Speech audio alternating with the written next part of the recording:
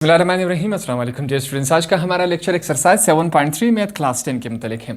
अब इसी एक्सरसाइज का क्वेश्चन नंबर 7 हमारे पास है। इसको पढ़ते और समझते हैं, सॉल्व करते हैं। Find values of the trigonometric ratios without using table और कैलकुलेटर। ठीक है, अब आपके पास एक ट्रिग्नोमेट्रिक रेशियो दी गई है, इन्हें हमने मालूम करना है। ठीक है, अब इन्हें मालूम करते वक्त इन्होंने सवाल में लिखा गया है कि हमने टेबल का यूज़ नहीं करना और ना ही कैलकुलेटर का यूज़ करना है। अब इस सवाल के सॉल्व करने के दो प्रोसेसेस है। अगर हम बिना टेबल के और बिना कैलकुलेटर के सॉल्व करें तो हमारे लिए ये समझना मुश्किल हो जाएगा।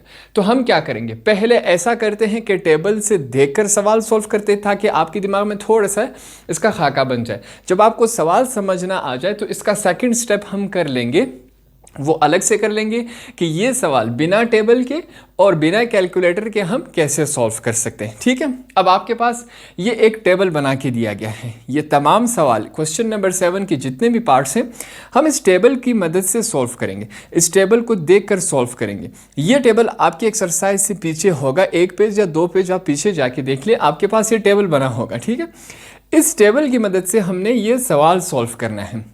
स्टार्ट करते हैं। पहला हमारे पास क्या दिया गया है, 420 डिग्रीज हमारे पास दिया गया है। अब हमने क्या करना है, ट्रिग्नोमेट्रिक में हमने इस क्वाड्रेंट में हमने शो करना है कि 420 डिग्रीज कैसे बनता है। हमारे पास देखिए, आपके पास यहाँ से 0 से स्टार्ट होता है, यहाँ 90 डिग्रीज, ये 180 डिग्रीज, 270 डिग्रीज, 360 डिग्रीज। मतलब क्या हुआ, अगर एक पूरा सर्कल लगाया जाए तो हमारे पास कितना डिग्री बनता है, 360। यहाँ से स्टार्ट करते हैं। देखिए, पूरा सर्कल अगर हम एक एंगल बना लें तो हमारे पास टोटल कितना बनता है, 360 डिग्रीज बनता है। ये बात आपको समझ आ गई, काफ़ी सिंपल है। ठीक है, यहाँ से लेकर यहाँ तक 90, 90 से लेकर यहाँ तक 180, 180 यहाँ तक 270, 270 से यहाँ तक पूरा अगर हम एक एंगल बना ले पूरे सर्कल में तो हमारे पास क्या बनता है, 360।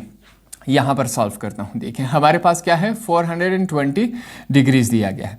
पहला पूरा सर्कल हमने किया, हमारे पास क्या है, 360 आया। ठीक है, हमने कितना एंगल बनाना है, 420। 360 में कितना ऐड करें कि हमारे पास क्या है, 420, 60 का और एंगल बना। फर्ज करें हम कहते हैं कि 60 का एंगल और यहाँ तक बनता है। पूरा सर्कल हमने एंगल बनाया, कितना आया, 360। कितना एंगल बनाना है, 420। और कितना एंगल हम बना लें कि हमारे पास 420 बने। अगर और हम 60 डिग्री और एंगल यू बना ले, फर्ज करते हैं हम क्या कहते हैं कि भाई ये 60 डिग्रीज है। ये पूरा हमने कितना बनाया, 360। तो 360 में अगर हम 60 डिग्री और ऐड कर दें, क्या आता है हमारे पास, 420 डिग्रीज। तो ये हमने क्वाड्रेंट में अपने समझने के लिए क्या किया, 420 डिग्रीज बना दिया। यहाँ तक बातें क्लियर हो गई, आगे चलते हैं। अब यहाँ पर हम क्या करेंगे, एक रेफरेंस देंगे, एक उनको हवाला देंगे। कुछ चीज़ें मैथमेटिक्स में पहले से तय होती हैं। ठीक है, यहाँ पर इस बात को समझिए कि हमारे पास 360 डिग्रीज जो है वो बराबर होता है 0 के। किसके बराबर होता है, 0 के। साथ में डिग्री लगा लेते हैं, किससे, 360 डिग्रीज कितने के बराबर होता है, 0 डिग्री के बराबर होता है। ऊपर आप छोटा सा ओ बना दे। ठीक है, ये मैथमेटिक्स में पहले से तय हैं। अब आगे चलते हैं, हम क्या करेंगे, 420 डिग्रीज इज इक्वल टू 360 की डिग्री की जगह क्या लिखेंगे, 0 डिग्री लिखेंगे। आगे क्या है हमारे पास, 60 डिग्री। ये कहाँ से आया, ये हमने यहाँ पर किया कि पूरा 360 का एक चक्कर लगाया, उसके बाद 60 का और, तब जाके हमारे पास क्या बनता है, 420।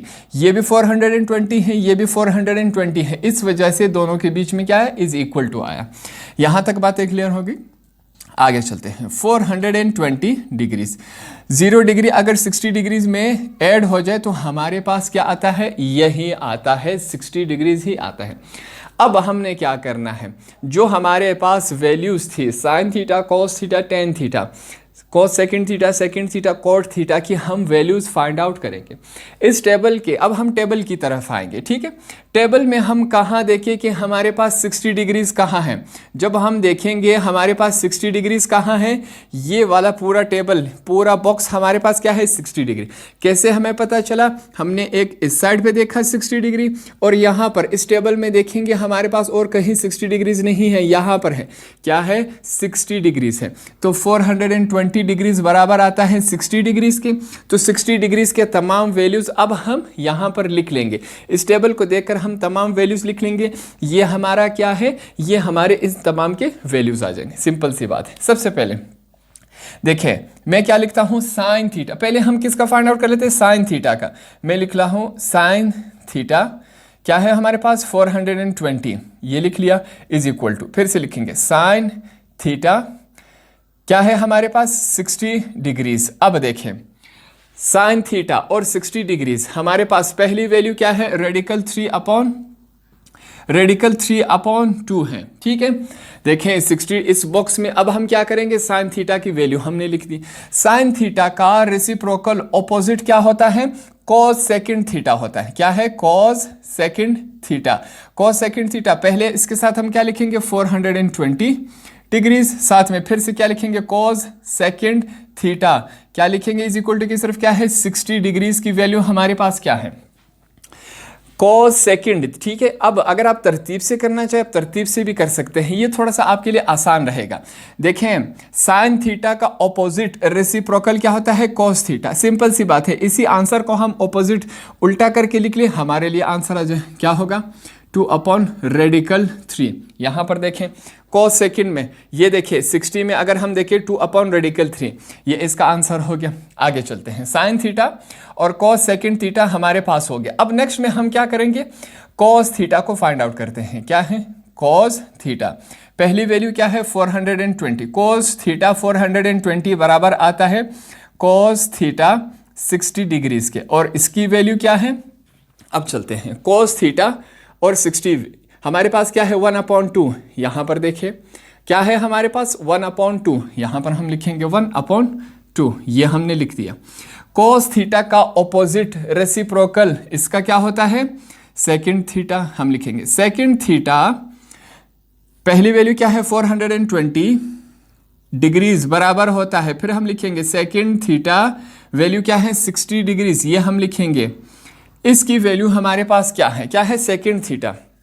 पहला मैंने आपको बताया था इसका ऑपोजिट कॉस थीटा का क्या है सेकंड थीटा। तो इसी तरह इसी आंसर को हम ऑपोजिट में लिखेंगे, उल्टा करके लिख सकते हैं। 1/2 है, यहां पर 2/1 लिखेंगे। ठीक है, अब मैथमेटिक्स में जहां पर कुछ नहीं होता वह हम क्या समझते हैं 1 है, तो इस वजह से ये 1 हम नहीं लिख रहे। 1/2 को जब उल्टा करके लिखेंगे क्या आएगा हमारे पास 2/1। अब इस 1 को मैं मिटा देता हूं, क्यों, देखें मैथमेटिक्स में जहां पर कुछ नहीं होता वहां हम क्या समझते हैं 1 है, इस वजह से ये 1 हम नहीं लिख रहे हैं। यहां पर चेक करें क्या है सेकंड थीटा। सेकंड थीटा में हम इसका 60 इसी बॉक्स में चले तो हमारे पास आंसर क्या है 2, ये हमने लिखा। लास्ट चलते हैं, अब हमारे पास क्या है tan थीटा, मैं लिखूंगा tan थीटा। पहले हमारे पास क्या है tan थीटा 420 डिग्रीज बराबर है, फिर लिखेंगे tan थीटा क्या हमारे पास 60 डिग्रीज, हमारे पास इसकी वैल्यू क्या है। अब चेक करते हैं, tan थीटा की वैल्यू हमारे पास 60 वाले बॉक्स में चेक करेंगे क्या है रेडिकल 3, यहां पर हम लिखेंगे रेडिकल 3।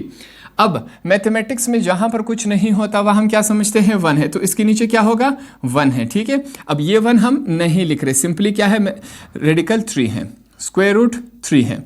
आगे चलते हैं, tan थीटा का ऑपोजिट क्या होता है, रेसिप्रोकल क्या होता है cot थीटा।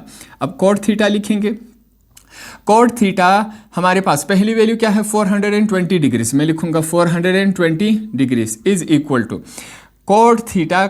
अब क्या लिखेंगे cot, अगला क्या है 60 डिग्रीज, हम लिखेंगे 60 डिग्रीज। अब इसी को हम, ये क्या है tan थीटा का ऑपोजिट रेसिप्रोकल क्या होता है cot थीटा। सिंपल सी बात है, इसी का आंसर को उल्टा करके लिखेंगे। यहाँ पर क्या है देखें, यहाँ पर नीचे हम क्या समझेंगे 1 है, मगर 1 है नहीं लिखा। मैथमेटिक्स में जहाँ पर कुछ नहीं होता वहाँ हम क्या समझते हैं 1। इसी को अगर हम उल्टा करके लिखें तो हमारे पास 1/3 आएगा। अब 1 कहाँ से आया, 1 यहाँ पर नीचे पहले से है जो मैथमेटिक्स में नहीं लिखा।